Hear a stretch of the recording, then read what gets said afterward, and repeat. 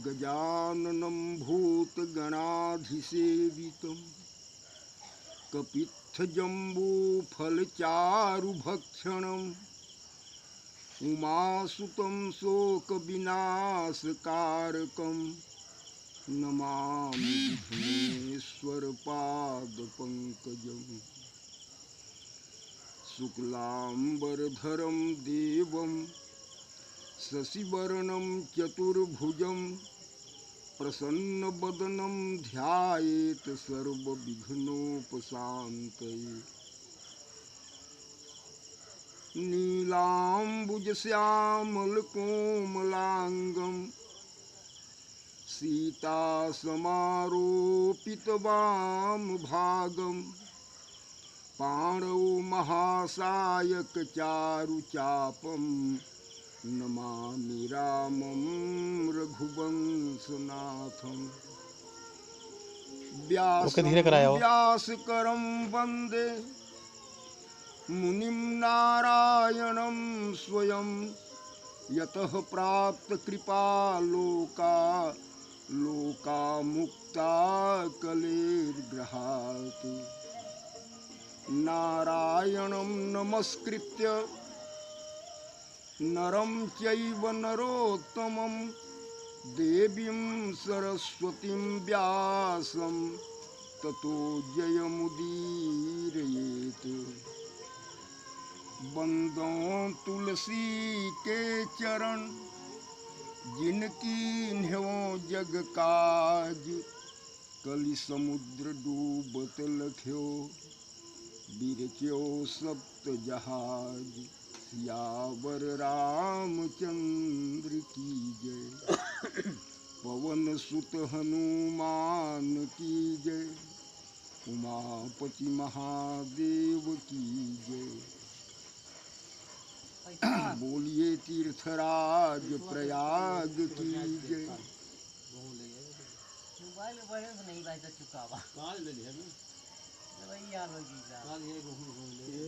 सुंदर बट वृक्ष के नीचे भगवान शंकर बैठे शांत भाव से। सुंदर अवसर जब देखा पार्वती जी ने, उस समय निवेदन किया कि आप हमारे समस्त प्रश्नों का समाधान करें। पार्वती के द्वारा बनाए गए प्रश्नों का समाधान जो भोलेनाथ ने किया वही रामचरितमानस है। माता पार्वती के समस्त प्रश्नों का उत्तर 7 सोपानों में तुलसीदास जी ने प्रस्तुत किया और उनका कथन है कि इस रामचरितमानस को जो सादर श्रवण मनन चिंतन निधिध्यासन करेंगे तो मन कामना सिद्धि नर पावा जो यह कथा कपट तजी गावा कहहीं सुनहीं अनुमोदन करहीं ते गोपद इव नर भवतरहीं। यह मानव शरीर देव दुर्लभ शरीर है और इस देव दुर्लभ शरीर को प्राप्त कर जो व्यक्ति आत्म कल्याण नहीं किया,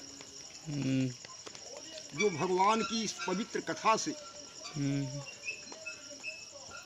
सत्संग नहीं किया, सादर इसको श्रवण नहीं किया, इसका पान नहीं किया, जिन्हें भगवान की ये कथा पसंद नहीं है, अच्छी नहीं है, तुलसीदास जी क्या कहते हैं कि ते जड़ जीव निजात्मक घाती जिनहि न रघुपति कथा सुहाती तिनहि न रघुपति।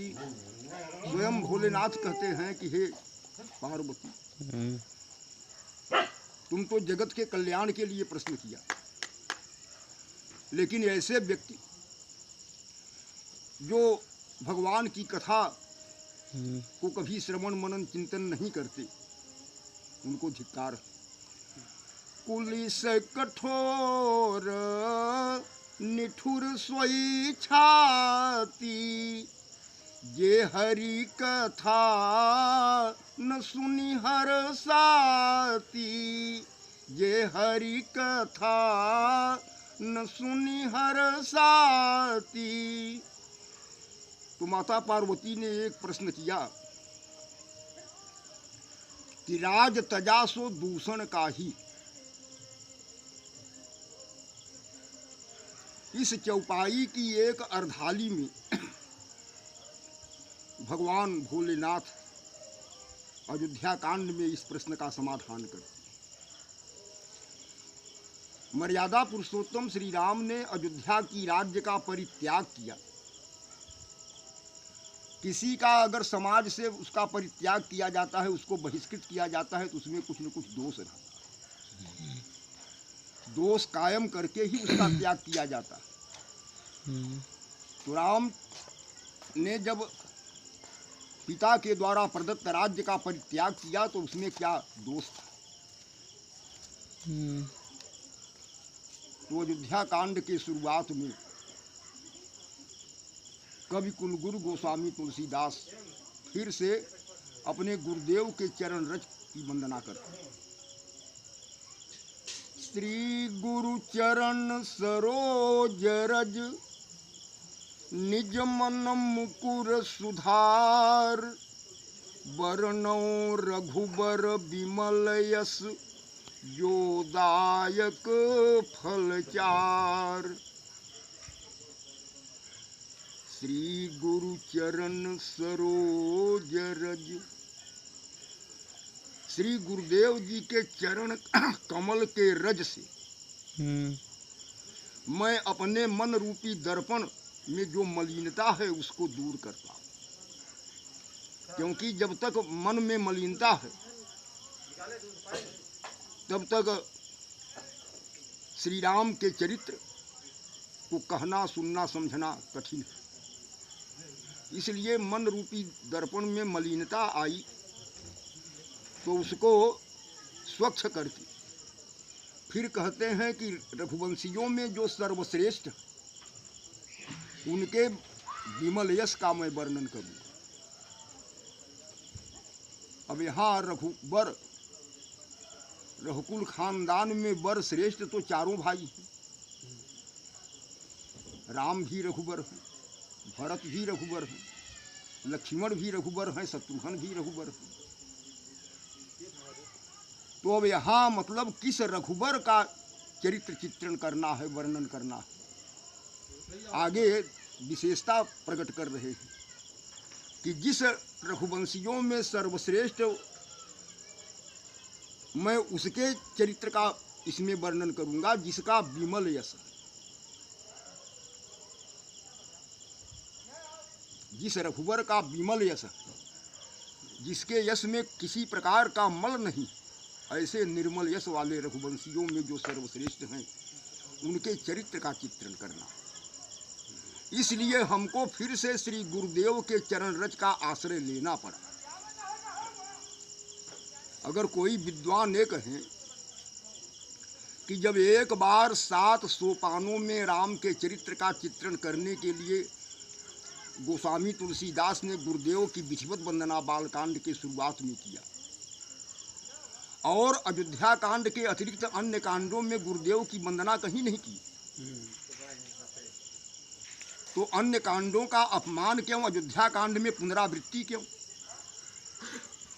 जब बाल कांड में विधिवत वंदना हुई और अंत में कह रहे हैं कि गुरुपद रज मृदु मंजुल अंजन, नयन अमीय दृग दोष विभंजन, तेहि करि विमल विवेक विलोचन, बरनौ राम चरित भव मोचन।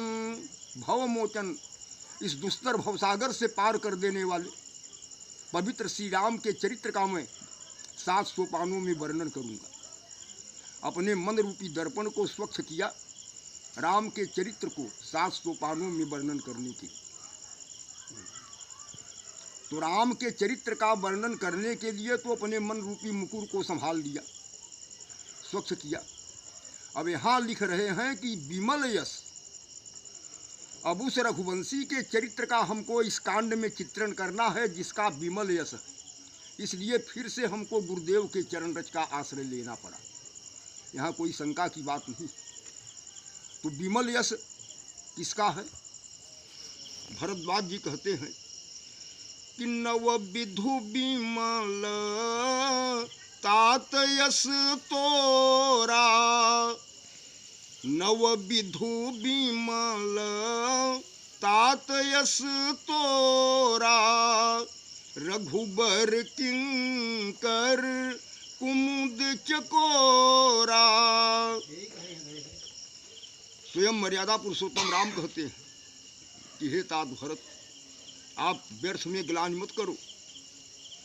तात तुम्हार विमल यश गाई, पाई ही लोक हूँ वेद बड़ाई। तात तुम्हार विमल यश गाई, तुम्हारे विमल यश का जो गान करेंगे तो वे लोक में, वेद में वे बड़ाई के पात्र बनेंगे। उपसंहार कर रहे हैं अंत में अयोध्या कांड में तुलसीदास जी कि भरत चरित करिनेम, तुलसी जे सादर सुनहि, सिय राम पद प्रेम, अवसि होय भवरस बिरती। जो व्यक्ति भरत के चरित्र का नियमित पान करेंगे तो निसंदेह सीताराम के चरणों में अगाध प्रेम, निर्मल प्रेम और इस संसार सागर से विरक्ति होगी। इसमें कोई संदेह की बात नहीं। तो इस अयोध्या कांड के प्रसंग में केवल तुलसी का मत है।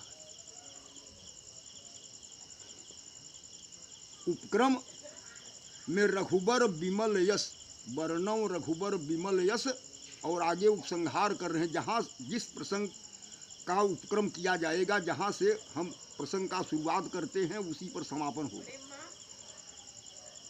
तो भरत का विमल यश और भरत चरित्र से ही उसका उपसंहार किया। इसलिए गुरुदेव के चरण रज का आश्रय लिया। पार्वती जी ने प्रश्न किया कि अयोध्या के राज्य का परित्याग किया, उसमें क्या दोष था? हर चीज की 3 डिग्री होती है, अच्छा, फिर उससे अच्छा, फिर सबसे अच्छा। सामान्य दोष, विशेष दोष, विशेषतम दोष। तो मतलब दोष की तीनों श्रेणियां गोस्वामी तुलसीदास ने इस कांड के अंतर्गत दिखाया और बताया कि इन कारणों से मर्यादा पुरुषोत्तम राम ने अयोध्या की राज्य का परित्याग किया।